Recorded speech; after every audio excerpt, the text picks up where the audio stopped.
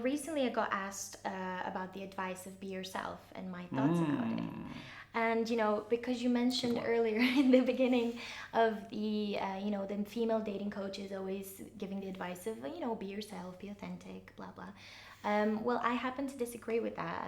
I don't think it's a good advice. I think the better version of it is to be a better version of yourself, to improve yourself. Just because be yourself doesn't signal any need for change. You're basically accepting who you are, which is not a bad thing by all means, but there's no need for improvement. And what we do here as a team in the 3-second rule, we want them to improve in every domain of their lives. So what do you think about it? Do you agree? No, I totally agree. I mean, you know me, the Jungian, the geek Jungian psychologist in me is always about the concept of individuation.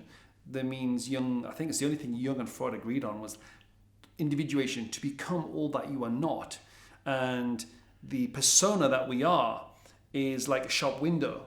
And that is the conscious persona that you put to the world, and you dress it up like women dress themselves up. That's not being fake. That's part of who you are. To be applying what you need to attract the right people so you survive and thrive in the world. And that conscious persona is made up of who you are having to be for your environment. And if you need to attract a better quality mate, you need to be more. And a smattering of who you'd like to see yourself as, where you're going in life. And so the conscious persona, the mask as it's called, aligned with the unconscious persona, what they say the slippers off who you are, both of those are you. Yeah. So there's no such thing of, just don't fake it. Well, everybody is dressing up. Women put more effort into that mechanism of dressing up 100 times more than men, and we benefit. So I'm not complaining. But just be yourself, or don't be yourself. Well, the reality is if yourself, the self, is socially intuitive naturally, and you're able just to chat with people sociably, and you're out a lot. But what about the guy who came out of a long-term relationship? What about the guy who's more introverted or more shy generally? What about the guy who just doesn't go out that much? He's been working on his career. He's got a bit of successes. He's hit 30. And now I'd like someone to share this with. That guy, him being himself in every other area of his life is great. But the social intuition, his ability to be natural, well, he has no experience. Well, it's not that he has no experience, he has very little experience in comparison to the woman who maybe by the age of between 21, 22, 23, 24 is approached hundreds of times in a few months. He's maybe done 5 or 6 approaches in his life. So being yourself is fine, but when you're ready for the next job, you don't behave currently in this job. You show a little bit more that you're ready for the next role, for the next stage in your life, and you adapt and you get the skills. And if you're missing social skills or the ability to approach and date, you have to go get those skills. And like anything else, I think the key thing for me, I was thinking back to the old sports psychology days, and they talk about conscious competencies. And how, like when you drive, before you know how to drive, it's called unconscious incompetence. One of the dangerous phases, and we're going to probably bob in and out of this concept of the guys who get stuck at the pickup bit. The guy who's no game, then the pickup artist, then the natural social artist, then the guy who's great social circle and great relationships. But a lot of guys get stuck down here.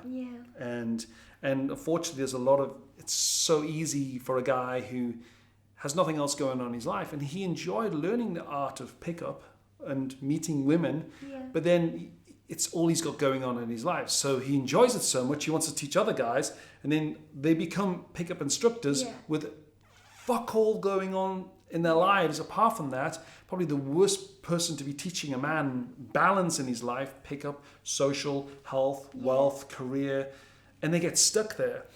And it's like the driving the car scenario, where you're out driving the car and you're learning the skills of driving a car. But the idea of driving the car wasn't just to be a car driver, unless you want to be a race car driver, that's different. But the idea was so you could have freedom, you could travel, you can go places with your friends, you can get places more efficiently, you can have road trips, you can do so much more.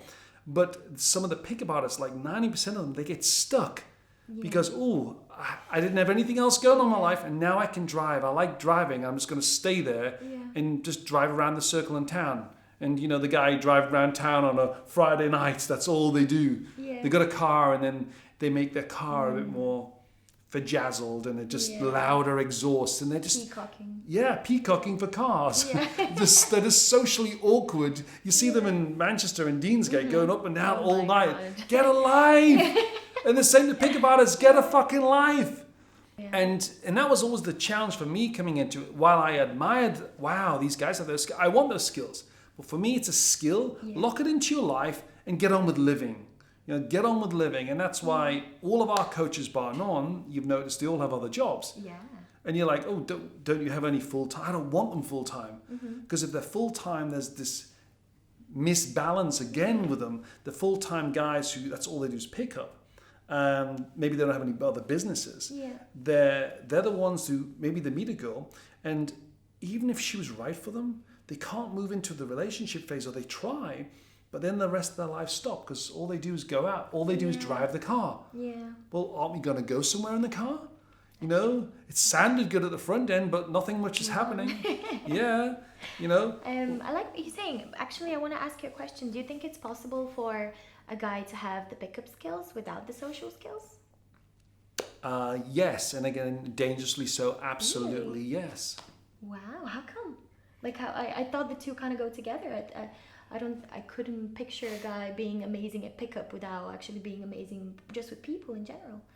Well, imagine like you got doctors, and some of the best doctors in the world have learned better rapport skills. It's the difference between in the UK, the NHS, the government-based medical, and you see a doctor there, and then you go private, and they're more rapport. They're more rapport-based.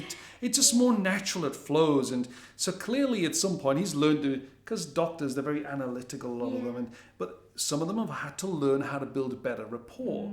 So they bolt it into their lives, but they're also still at the same time they're suggesting things that are going to cost you a lot of money, and that would be the same in sales as well. So people can get the pickup skills, the raw ability to approach and pick up and meet someone and get to sex, and they stay there.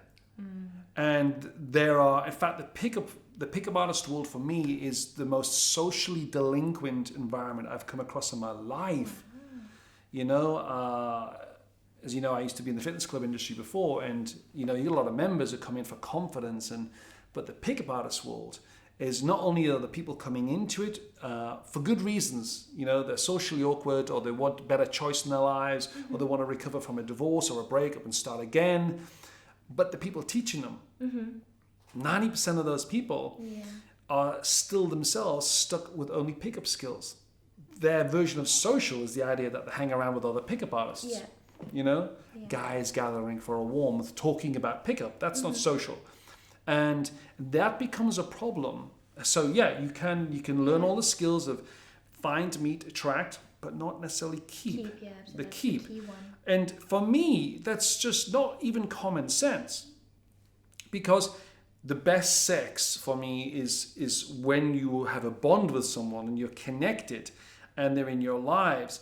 And then why would you want to keep running around? But that's because they have nothing else going on in their lives. So some of these guys are doing 5, 6, 7 nights a week. They're out. We went to Poland recently, and some of those guys, they have it's like a uniform. They have their little backpacks on. They're doing the streets. They have enough water for the day, a raincoat, and they go out trying to gather numbers. And it's just a numbers game. It's just the lowest value street creep that I can think of. But they can get sex out of it. But the amount of investment of time they spend and they get stuck there, they stop focusing on the other areas of their lives. And they're going to pay the price on that. And also the women end up paying the price as well, because these men, they learn how to embellish themselves, to peacock their persona that isn't really there.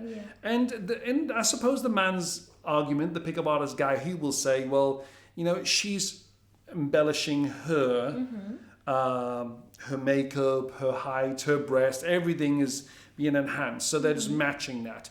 So the challenge for the guy who just does the pickup, yes. And people think, ooh, I don't have to have social skills. No, you don't.